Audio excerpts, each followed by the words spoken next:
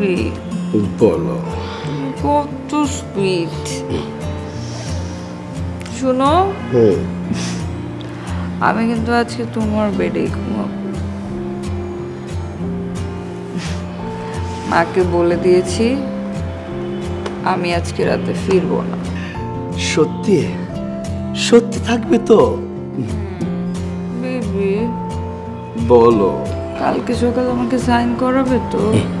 Sure, কাল তোমাকে নায়িকা হিসাবে সার্নিং করাবো।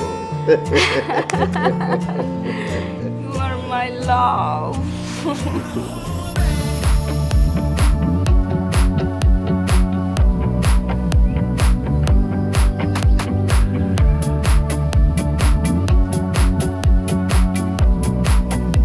চলো চলো যাই। নিয়ে যাও আমাকে।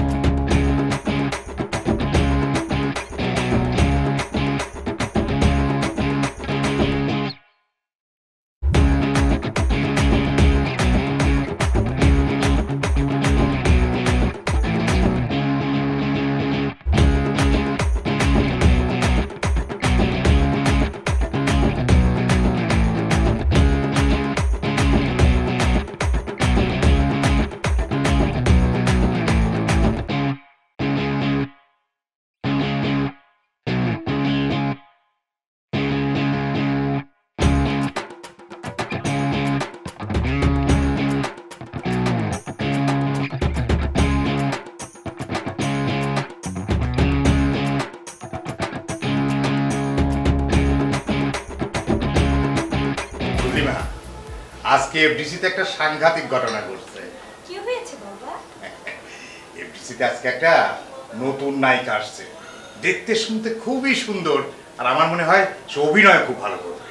তাই নাকি? হ্যাঁ, পরিচালক সাহেব এইবার বোঝাবে যে অহংকার করলে কি হয়। আমার মনে হয় কি জানিস, ও যে ছবিতে অভিনয় করবে সে অভিনয় মানে হিট করবে, ছবিও হিট করবে। তাই? হ্যাঁ। আচ্ছা তুমি কেমন মানুষ বলো তো? হ্যাঁ, তোমার কি জ্ঞান বুদ্ধি সব লোপ পাইছে? কেন কি হয়েছে? আবার প্রশ্ন করো। এই মাঝরাতে ঘরে ঢুকে তুমি আমাদের সাথে কথা না বলে তুমি নবাগত নায়িকা নিয়ে শুরু করে দিলে। আরে আমি আমার মেয়েকেও তো স্বপ্ন দেখি নায়িকা বানানোর, তারে আমি নায়িকা বানাবো দেখেই তো নায়িকার গল্প শোনাচ্ছি, তো রাগ করো কেন? এই যে অসুস্থ মেয়ে বিছানায় শুয়ে, যার ওষুধ নেই, ঘরে খাবার নেই, মেয়েটার জন্মদিন। আহা মা থামো না। তুই থাম তো, আজকে আমাকে বলতে দে। আস্তে কথা বলো না, মানুষ শুনলে কি বলবে? মানুষ কে? হ্যাঁ, কে মানুষ? যার ঘরে শান্তি নাই। কেন, ঘরে আবার কি হয়েছে? তুমি কোন আক্কেলে মাঝরাতে ঘরে ঢুকে আমাদের সাথে কথা না বলে, আমাদের খোঁজ খবর না নিয়ে নতুন নায়িকা নিয়ে কথা শুরু করে দিলে? ব্যাককেল মানুষ করতে আইছো? ব্যাককেল মানে এতে রাগ করার কি আছে? রাগ করবো না। না, মেয়েটার জন্মদিন, আমার অসুস্থ মেয়েটা বিছানায় শুয়ে তোমার পথের দিকে তাকায় আছে। কি এনেছো মেয়েটার জন্য? এনেছো কিছু? মারে, তোর জন্মদিনের কথা কি আমি ভুলে যেতে পারি? হ্যাঁ, তোর জন্য আমি একটা সুন্দর গিফট আনছি। আমার কিচ্ছু লাগবে না বাবা। তাই বললে কি হয়? Happy birthday to you. Thank you বাবা। এটার মধ্যে কি আছে? আমি এখান থেকে যাওয়ার পর খুলে দেখিস, খুব সুন্দর একটা জিনিস আছে। রোগানা, তোর বাপকে বল হাত মুখ দিয়ে ফ্রেশ হয়ে আসতে, আমি খাবার দিতেছি। আচ্ছা ঠিক আছে, খাচ্ছি, তুমি যাও না, খাবার রেডি করো। ওমা দোয়া করি তোর এই জন্মদিনে আমার একটাই প্রত্যাশা, তুই জীবনে বড় হওয়া, একটা মানুষের মতো মানুষ হওয়া। কথা কি কানে যাচ্ছে না?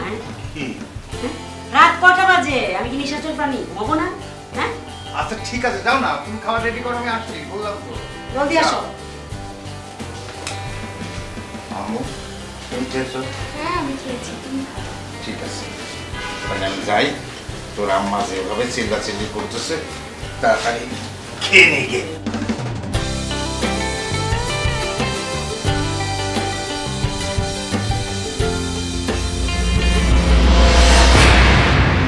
মেয়েটা শুটিং এর নাম করে কি করে বেড়ায় তা তোমার জানতে ইচ্ছা হয় না?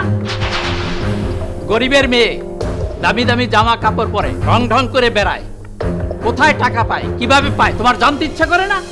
এই এত বকবক কইরো না তো, কথাই আছে না, ভাত দেবার ভাতার না কিল মারার গোসাই। কয় টাকা রোজগার করো তুমি? হ্যাঁ, এই যে টেবিলে বসে যে মাংস দিয়ে ভাত খাও গপ গপ করে, এগুলা কোথা থেকে আসে? হ্যাঁ, আর 3 বেলা যে ওষুধ খাও, এগুলা কোথা থেকে আসে? একটু কি টের পাও? এই ভাত গলা দিয়ে নামে না, ভাত না খেয়ে বিষ খেয়ে মরে যেতে ইচ্ছে করছে। শোনো, তোমার ওই গলা দিয়ে যেহেতু ভাত নামতাছে না, তাইলে তুমি বিষই খাও, তোমার বিষই খাওয়ানোর দরকার। আর তুমি বিষ খেয়ে মরলে আমার কি হবে জানো? এই ঘর থেকে আপদটা অন্তত দূরে হইব। কাকে মরে যেতে বলছো মা? কাকে আবার? এই যে এই বুড়া মানুষটাকে। কেন, কি হয়েছে? কি হইছে? কি কইতেছে জানোস? তোর ভাত নাকি তার ওই যে ওই গলা দিয়ে নামে। ভাত গলা দিয়ে না নামলে ডাক্তারের কাছে নিয়ে যাও, গলার নলটা বড় করে দিবে, ভাত সুন্দর করে নেমে যাবে। এই না হলো মেয়ের কথা, তোর মা তো অসৎ টাকা পেয়ে খুব সুখ মনে করে। তোর চোখে তো এখন রঙিন নেশা। তোর মাকে বলি তোকে যেন ফাঁসির দড়িতে ঝুলতে দেখতে না হয়। শুনলি তো? হ্যাঁ, কি সমস্ত কথাবার্তা বলতেছে বাপ হইয়া। হ্যাঁ, এগুলো কি বলে উনি? হ্যাঁ, তুই নাকি আমার কারণে ফাঁসির ঝুলিতে ঝুলবি? এই সমস্ত কথা কোয়ার পরও তুই কি ওরে বাপ বলে পরিচয় দিবি? হ্যাঁ, বাপ বলে ডাকবি? এটা বের করে দাও, বসে আছো কেন? উনাকে ঘাড় ধাক্কা দিয়ে বের করে দাও। বের করে দিতে হবে না, আমার যদি লজ্জাবোধ কিছু থাকে তাইলে তোদের সীমানায় থাকা উচিত না। তাই যাও, তুমি যদি এখান থেকে বের হয়ে যাও কেউ তোমাকে ধরে রাখবে না। যাও, বিদায় হও। চল না, তবে একদিন এই গুরু বাপটি তো কি মনে করবে? কোনোদিনও না। তোমার মতো বাবা থাকার চেয়ে না থাকা অনেক ভালো। আর তুমি এমনি তো আমাদের জন্য কি করেছো। যাও তো, তুমি বেরিয়ে যাও এখান থেকে।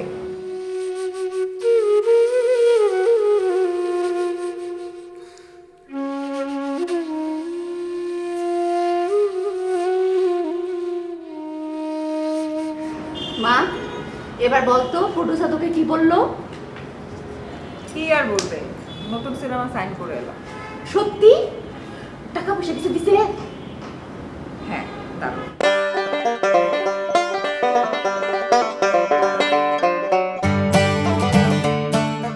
500 টাকার বান্ডিল, নতুন টাকা 50,000 টাকা। 50,000 টাকা। বাবু, আমি একটু বন্ধুরা শুনি।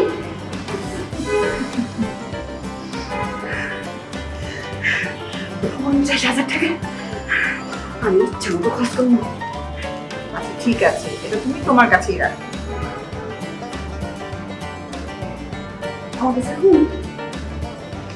আচ্ছা, ঠিক আছে। আরো কি বলেছে জানো? কি কইছে মা? হ্যাঁ, কি কইছে? সামনের মাসে আমাকে বনানীতে ফ্ল্যাট বাসা ভাড়া নিয়ে দিবে।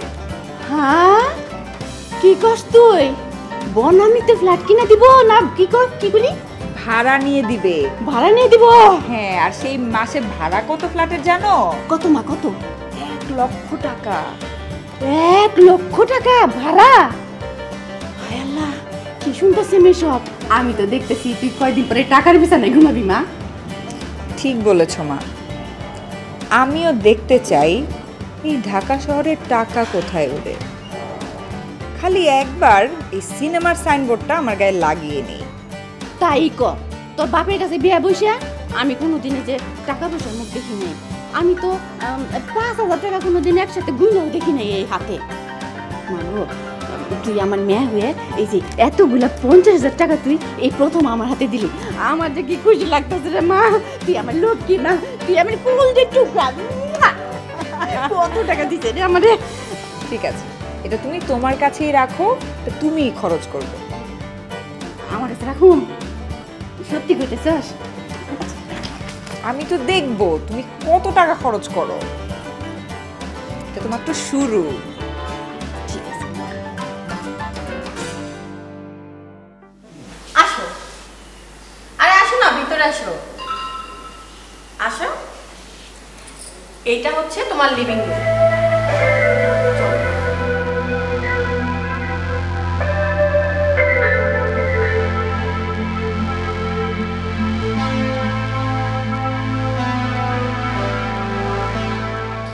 লিভিং রুম কি?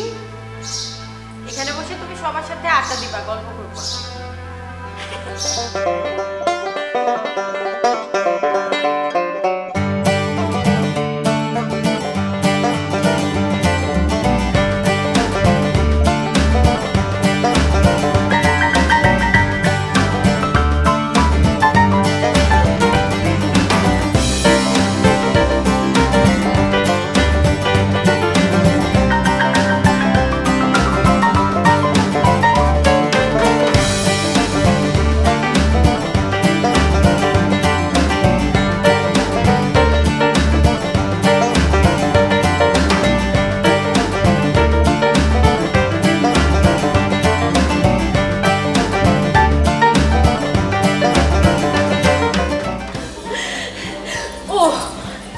শোয়ার জায়গা না না আপা, বসার জায়গা।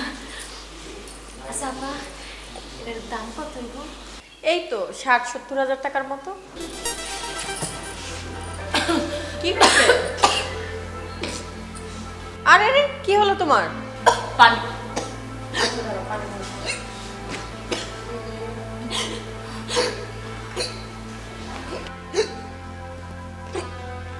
আলতা, কি হলো?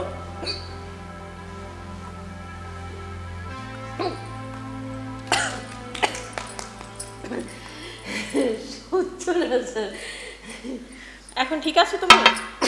আচ্ছা চলো, তোমাকে তোমার বেডরুমটা দেখাই।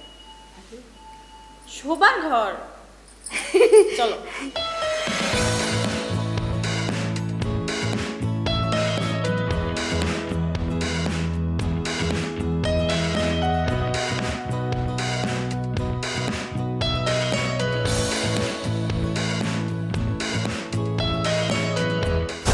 আমি মরে গেলেও এই সিনেমার শুটিং করব না। আপনি ভুল করছেন। আমি অলওয়েজ নিজের বুদ্ধিতে চলি, অন্যের বুদ্ধিতে কখনো চলি না। দেখুন, একটি সিনেমার সাথে কতগুলো মানুষের স্বপ্ন জড়িত থাকে, আর আপনার এইটুকু রাগের জন্য এতগুলো মানুষের স্বপ্ন ভাঙাটা কি ঠিক হবে? যেখানে আমার মান সম্মান জড়িত, সেখানে আমি অন্য কারো কথা ভেবে ছোট হব? এটা তো ছোট বড় হওয়ার কিছু না। তো কি বলতে চাচ্ছেন? আমি বলতে চাচ্ছি, রাগ করে সিনেমা বন্ধ করে দেওয়াটা কি ঠিক হবে? হোয়াট?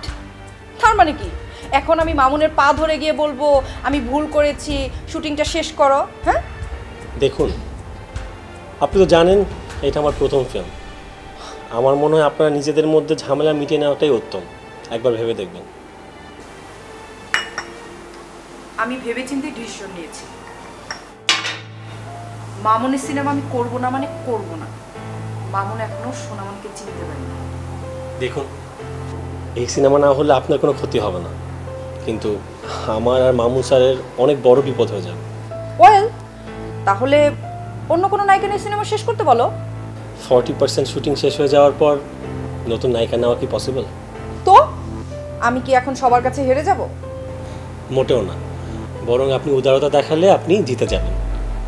তুমি জানো আমার মায়ের সাথে ওরা বেয়াদবি করেছে, ওদের কত বড় সাহস। আমি ওদের সিনেমা কখনো করব না, আমি কখনো ছোট হব না। একটু ভেবে দেখবেন প্লিজ। তুমি যাও তো হিরো, এই বিষয়ে আমার কথা বলতে ইচ্ছে করছে না। ঠিক আছে, আমি আর আপনাকে বিরক্ত করছি না, তবে একটা কথা মনে রাখবেন, রেগে গেলেন তো হেরে গেলেন। আসি। ডিসগাস্টিং।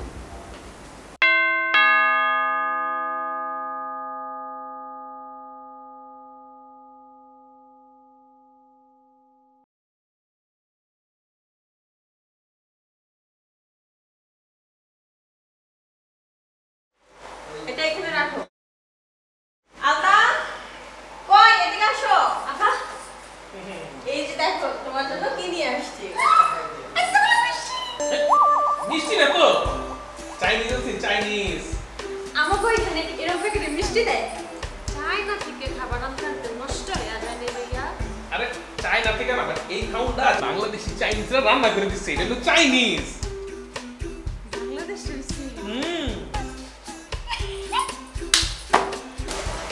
না না আজকে না আমি বেশি খাবো। তুমি সব খাও, কোনো সমস্যা নাই, পেট ভরে খাও। দুলাল ভাই প্লেটটা একটু ধুয়ে নিয়ে আসো।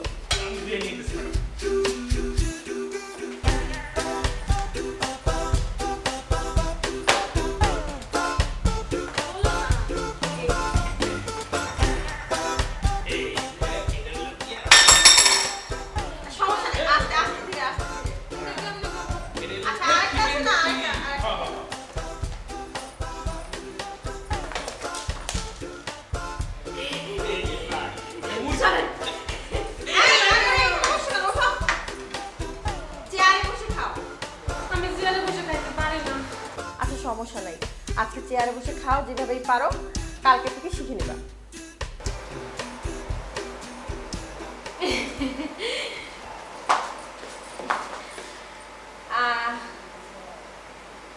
পাতের লেখাই ঠিক আছে, বসে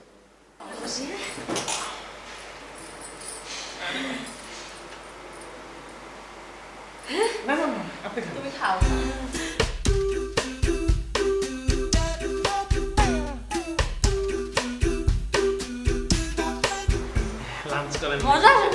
তাই না? শুধু চাইনা দিয়ে রান্না করাইছি, খান। আমাকে ঝোল ঝোল করে বাজে বাজে করছে এটা, বুঝে গেছে।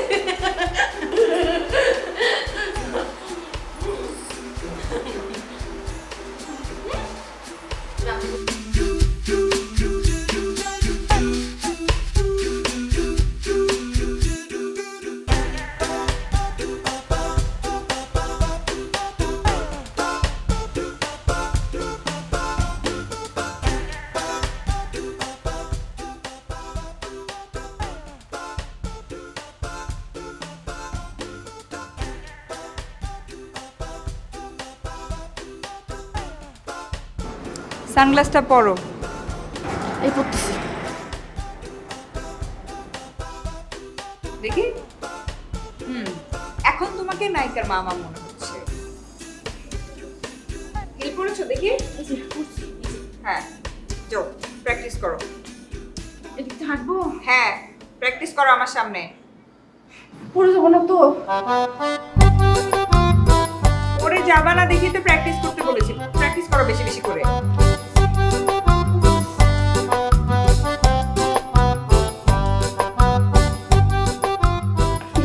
মা, অন্যান্য নায়িকার মারা দেখেছো তুমি? হ্যাঁ, কি পরিমাণ স্মার্ট।